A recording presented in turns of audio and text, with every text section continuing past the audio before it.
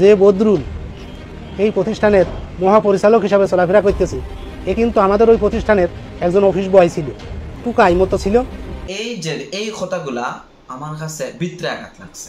বাইরে গত 2-3 দিন থাকিয়া ফেসবুকে ঢুকলেও একটাও নিউজ যে কলরবর বর্তমান পরিচালক ফেরদৌস ভাই এবং নির্বাহী পরিচালক বদরুজ্জামান ভাই কলরবর নাম চেঞ্জ করিয়া বা কলরবর কোটি কোটি টাকা আত্মসাৎ করিয়া খাইছে। শুধুমাত্র এখানে শেষ নাই যে বদরুজ্জামান ভাইয়ের বর্তমান 7 তলা ফ্ল্যাট আছে, বাসা আছে এবং হেলিকপ্টার কিনছেন, এরকম নানান অভিযোগ আমরা যদি দেখি তাইলে দেখা যায় যে বদরুজ্জামান ভাইয়ের পোস্ট দেখলে মনে হয় যে বদরুজ্জামান ভাই রাইটস আর গালিব আজাদ পরিবার ওই লোকেই তারা কোনো ষড়যন্ত্র শিকার। আবার যদি আজাদ পরিবারের পোস্ট দেখি আমরা, গালিব বিন আজাদ বা তার মামায় যেগুলো পোস্ট করেন এগুলা যদি দেখি দেখা যায় যে তারা রাইটসও আছে কিন্তু বদরুজ্জামান ভাই কিছু লুকায়, ওই রকম একটা পরিস্থিতি।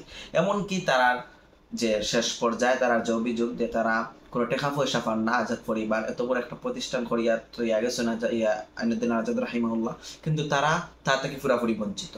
আজাদ পরিবার টাকা পয়সার অভাবে নিজের পড়ালেখা চালাইতে পারেন না ইত্যাদি নানান অভিযোগ আইছে, তারা অভিযোগ করছে যে টাকা পয়সা চালাইতে পারে না। কিন্তু আমরা যদি বদরুজ্জামান ভাই পোস্ট দেখি তখন দেখা যায় যে বদরুজ্জামান ভাই তার পোস্টের দাবি যে আমি তার মাসিক খরচ দেয় ইত্যাদি করি এবং মাদ্রাসা পর্যন্ত তারা খোঁজ খবর নেই ইত্যাদি করি এবং নিজের ছেলে সন্তানেরও প্রতিষ্ঠানে ততবার গেছি না যতটুকু রুহি এবং গালিবর প্রতিষ্ঠানে গেছি, এরকম পাওয়া যায়। কিন্তু এতটুকুর পরেও সেখানে আজাদ পরিবার এরকম হইলে একটা সবার একটা প্রশ্ন বা বদরুজ্জামান ভাই একটা সমাধান করেন না এখানে।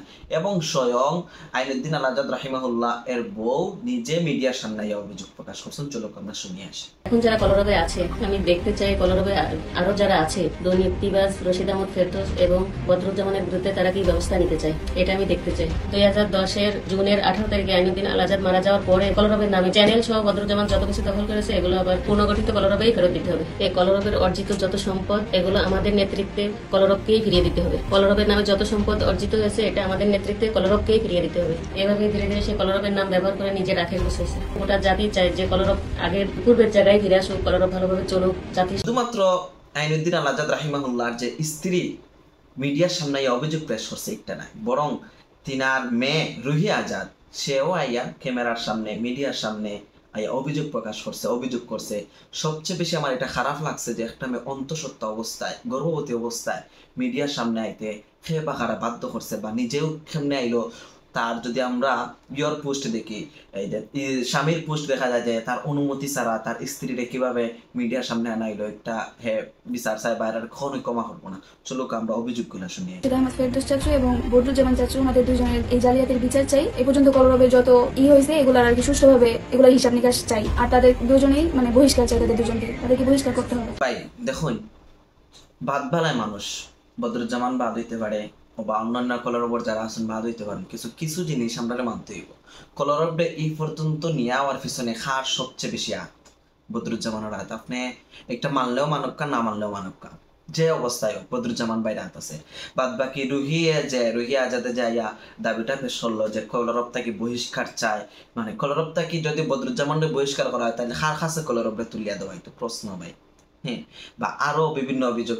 এখন তার ছেলে যে গালিব বিন আজাদও নানান অভিযোগ নানান নিয়া চাচুর বিরুদ্ধে আইয়া মিডিয়ার সামনে করছে। আমরা সেগুলো শুনিয়ে নিই, এরপরে আপনার কিছু কথাবার্তা হবে ইনশাআল্লাহ। একজন সাধারণ শিল্পী বদরুজ্জামান চাচু একজন সাধারণ শিল্পী থেকে এত কিছু করার পিছনে কিভাবে করলেন সেটা আমরা জানতে চাই।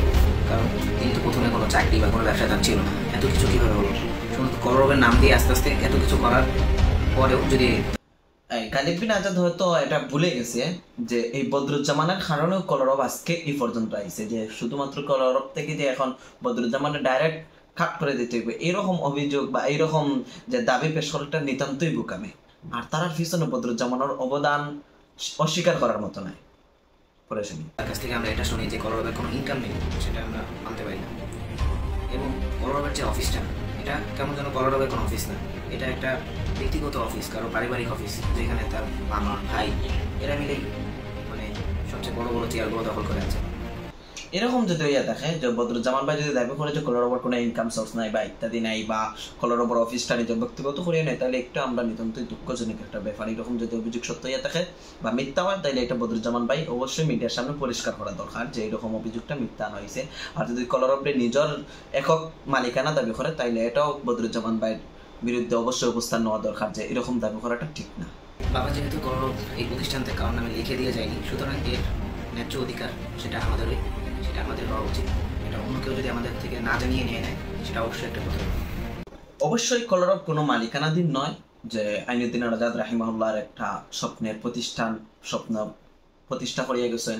সেই হিসাবে বদরুজ্জামান ভাই যখন এটার হাল ধরছেন, এটার উন্নত করছেন, তুলছেন, কিন্তু এর মানে নাই যে এটার নিজের ব্যক্তিগত করিয়া নেওয়া। অবশ্যই এটার বিরুদ্ধে হওয়ার দরকার।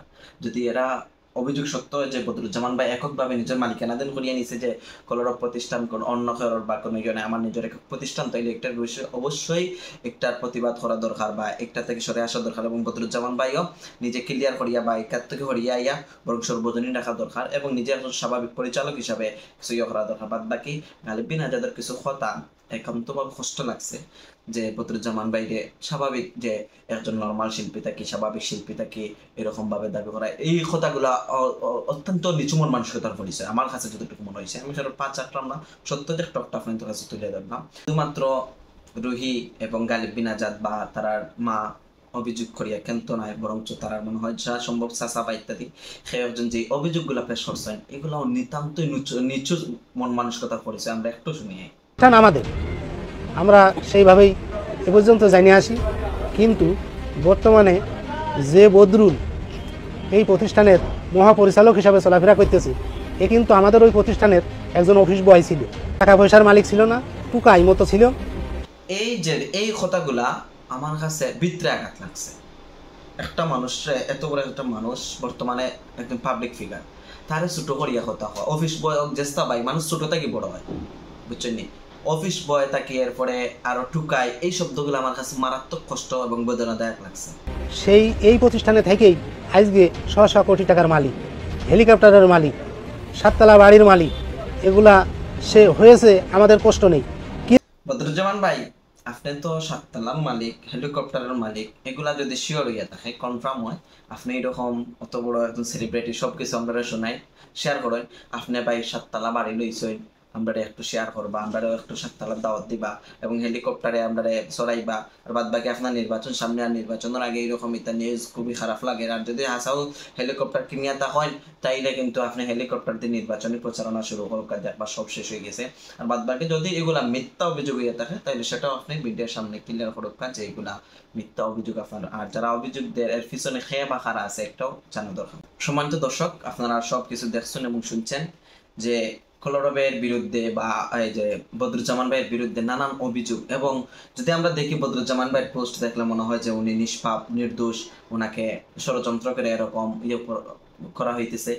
আর গালিব বিন আজাদ এবং রুহিরে জোর করিয়া কেউ ক্যামেরার সামনে আনিয়া মাতার বা ষড়যন্ত্র শিকার এরকমই হয়। বাদ বাকি এখন আপনারা অনখর প্রশ্ন, আমারও মনের প্রশ্ন যে তাইলে বদরুজ্জামান ভাই একটা সমাধান করে না এখানে, এখনো পর্যন্ত অতদিন হয়ে গেছে। বাদ বাকি আমরা বদরুজ্জামান ভাইয়ের পোস্ট থেকে এতটুকু জানতে পারছি যে তিনি একটা যোগাযোগ করার চেষ্টা করেন, কিন্তু তার কল কেউ রিসিভ করেন না, কল ধরেন না বা ইত্যাদি করেন না। তিনি এতটুকু হয়েছেন যে আপনারা আমারে আজাদ পরিবারের লগে যোগাযোগ করাই দুঃখ একটা আমি দিয়েছেন। বাদ বাকি যদি রুহি এবং গালিব বিন আজাদ এরা যদি খেউরর ষড়যন্ত্র শিকার হইয়া এরকম ভাবে অবস্থান নেয়, তাইলে তারা আমও যাইব চলাও যাইব, যে একটা সিলেটি ভাষায় একবারে কাটসিট কথা। তারা যদি খেউরর পিছনে পড়িয়া, খেউরর মা থুনিয়া এগুলা মিথ্যা অভিযোগ তুলে বা ইত্যাদি করে, যদি অভিযোগ সত্য হয় তাইলে তো ঠিক আছে, এরপরও সত্য হইলেও এগুলা মিডিয়ার সামনে না নিয়ে বিতর্কতভাবে যদি শেষ করে নিত তাইলে ভালো। কিন্তু যদি শেষ পর্যায়ে তো কলরব যে তারার কাছে যাইব, যদিও কলরব পড়িয়ে কলরবরে দিলায়, বদরুজ্জামান ভাই কলরবরে তারার হাতে তুলিয়া দিলায়, কিন্তু কলরব কোন পর্যায়ে যাইব একটা আপনারা একটু করবা।